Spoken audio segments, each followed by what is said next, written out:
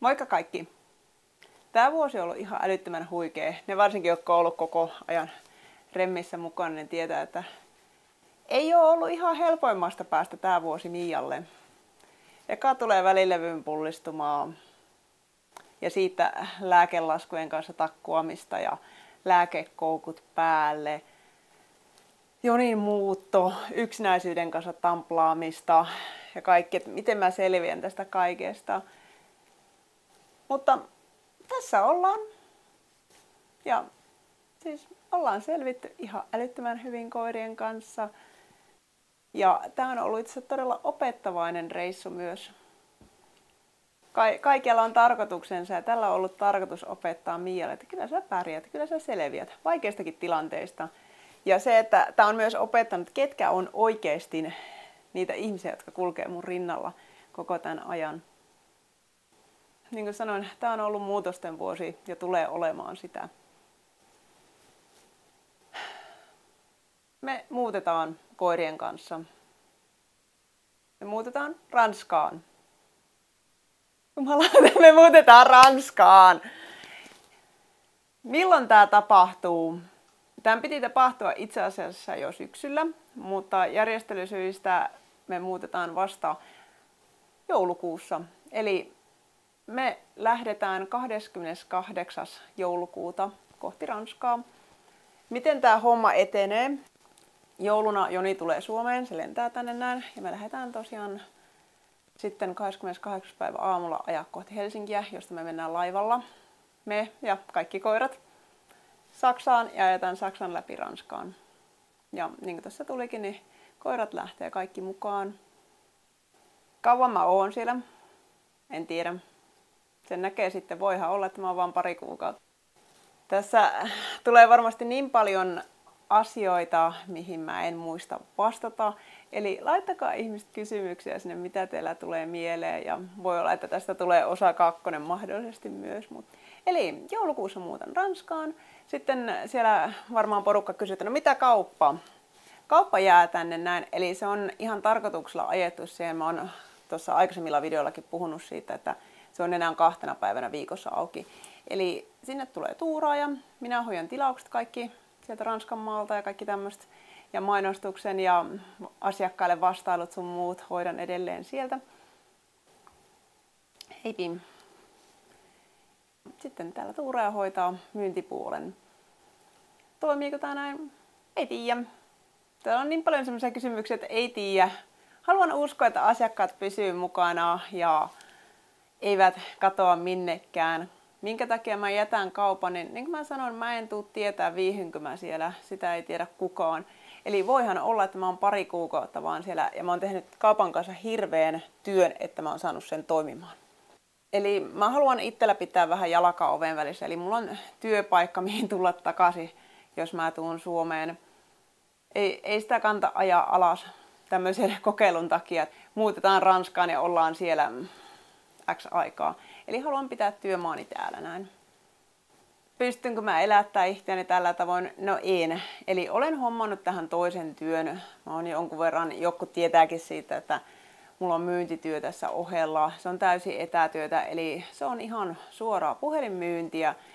Eli mä voin soitella ihan mistä päin maailmankolkkaa ja tehdä näitä töitä samalla lailla sieltä tai Suomesta. Eli jotain pitää olla, koska Ranska on todella kallis maa asua. Ja niin kuin mä puhuin tuossa aikaisemmalla videolla, että koulutukset jää toistaiseksi. Joo, toistaiseksi. Tiedän, vaikka mä kouluttelisin Ranskassa, kuka sitä tietää. Ainut, että Ranskassa on se, että ne puhuu todella huonosti englantia. Ja minäkin puhun todella huonosti englantia. Ja vielä huonommin puhun ranskaa. Mä oon yrittänyt nyt tässä Duolingon avulla opetella ranskaa, mutta onhan se ihan älyttömän vaikea kieli, mitä ei kyllä sen avulla tulla oppimaan. Eli siellä saa laittaa muuten vinkkejä, jos teillä on jotain ideoita, millä tavoin opetella ranskaa. Aloitin myös ranskan kurssin tällä viikolla. Totta kai Mia-maisen tapaan hyppään syvään päätyyn, eli siellä kurssilla on muut opiskellut 10 vuotta ja Mia opiskellut vähän Duolingon kanssa. Mä koin sen ehkä paremmaksi, että mulla ei ole nyt aikaa enää mihinkään alkeiskurssille. Se on 3,5 kuukautta, niin Mia sanoi, niin ei siinä enää lähdetä opiskelemaan, että mikä mun nimi on tai mitään tällaisia. Että nyt pitää oppia ihan nopeassa tahdissa, että pystytään edes jollain tavalla kommunikoimaan siellä.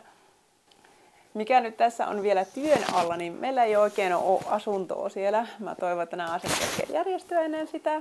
Se on vähän haaste tämmöisen koiralauman kanssa mennä sinne. Sitten paljon porukka on kysellyt multa, että no mites asunto? Asunto jää toistaiseksi tähän. Tää katsoo, siis tännehän jää kaikki meidän tavarat, mitä on. Me lähdetään pakettiautolla, eli siellä koirat ensinnäkin nappaa isomman osan tilasta siellä ja kaikki treenitarvikkeet. Eli mukaan otetaan vain tärkeimmät tavarat.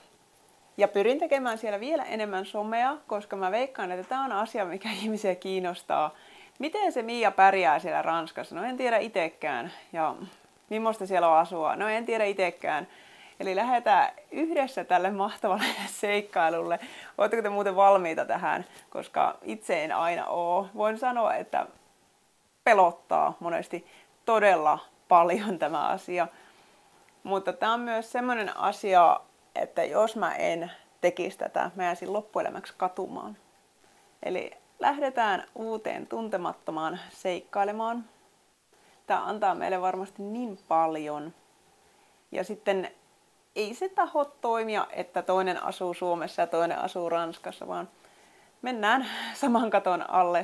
Onhan tämä kokemuksena niin älyttömän huikea, että sä pääset muuttamaan ulkomaille, sä pääset tutustumaan eri maan koiraharrastuskulttuuriin. Se, että saanko mä jalkaa oven väliin, se on sitten asia erikseen, sen näkee aikanaan.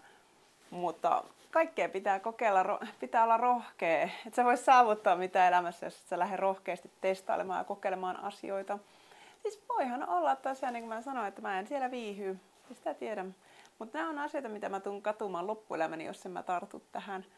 Mitä koirien kanssa nyt on valmisteluita tehty, niin ei ole sen kummoisemminkin muuta kuin, että kaikki on rokotettu ja kaikilla on passit. Itselläkin pitäisi olla passivoimassa, niin niillä päästään pitkälle. Ne ei ole, kun oikein mietin, niin ne ei ole koskaan ollut laivassa. Ja nämä on niin tottuneita, että mä luulen, että se menee aika kevyesti. Matkailuun ylipäätään on aika tottuneita.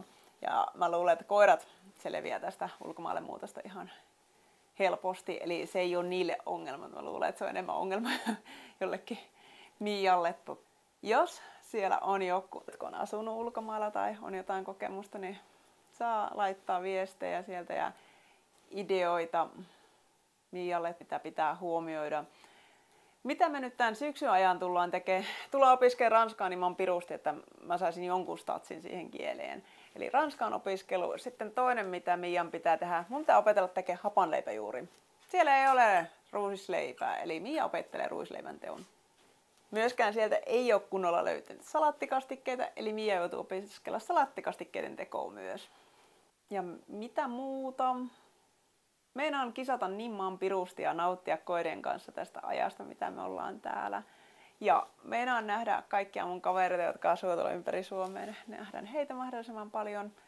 Ja viettää vaan aikaa täällä Suomessa ja nauttia. Jos tulee mieleen jotain muuta, mitä mun pitäisi nähdä, kokea, niin